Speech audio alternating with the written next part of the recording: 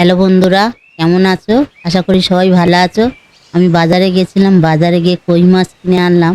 আমি নিজেই চিনতে পারছিলাম না যে এটা কী মাছ, মানে দেশি না হাইব্রিড। হ্যাঁ, আমি জিজ্ঞেস করলাম, বলো দেশি মাছ আছে। আমার থেকে বেশি করে দাম নিয়ে নিল। দামটা আর বলছি না। বাড়িতে নিয়ে আসার পরে বাড়ির লোকে বলছে এ তো দেশি না, এ তো হাইব্রিড। তারপর আমি নিয়ে নুন হলুদ মাখিয়ে ভালো করে কেটে কুটে বেছে ফুটে নিয়ে, হ্যাঁ, তেল দিয়ে ভেজে গন্ধরাজ কই করার জন্য একটু জোগাড় করে নিয়েছি।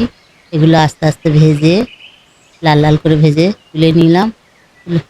তুলে নেওয়ার পরে তেঁতুলটা ভিজিয়ে দিয়েছি। তেঁতুলটা ভেজানোর পরে মাছগুলো তুলে নেব। মাছগুলো তুলে নিয়ে একটু ওই রাঁধুনি, সর্ষে, জিরে, কালো জিরে এগুলো ফোড়ন দিয়ে দেবো। দেওয়ার পরে একটু আদা রসুনের পেস্ট, জিরে বাটা, সর্ষে জিরে এগুলো একসঙ্গে করে পেটে রেখেছি। একটু চিনিও দিয়ে দিলাম, গুঁড়ো লঙ্কা, হলুদ এগুলো একটু জল দিয়ে মাখিয়ে দিয়ে দিলাম। তেঁতুলের গাঁটটা দিয়ে দিলাম। দেওয়ার পরে আদা রসুনের পেস্ট দিলাম।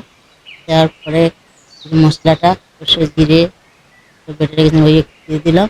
দিয়ে মাছগুলো দিয়ে এপিট উপিট করে নিলাম, ভালো করে দিয়ে নিলাম। তারপর লেবুর রস দিলাম, গন্ধরাজ লেবুর রস দিয়ে কষাটাকে ওর মধ্যে দিয়ে দিলাম। লেবু পাতা দিলাম, কাঁচা লঙ্কা দিয়ে দিলাম। দিয়ে ভালো করে সামান্য অল্প করে ফোটাবো, না তো তিতো হয়ে যাবে।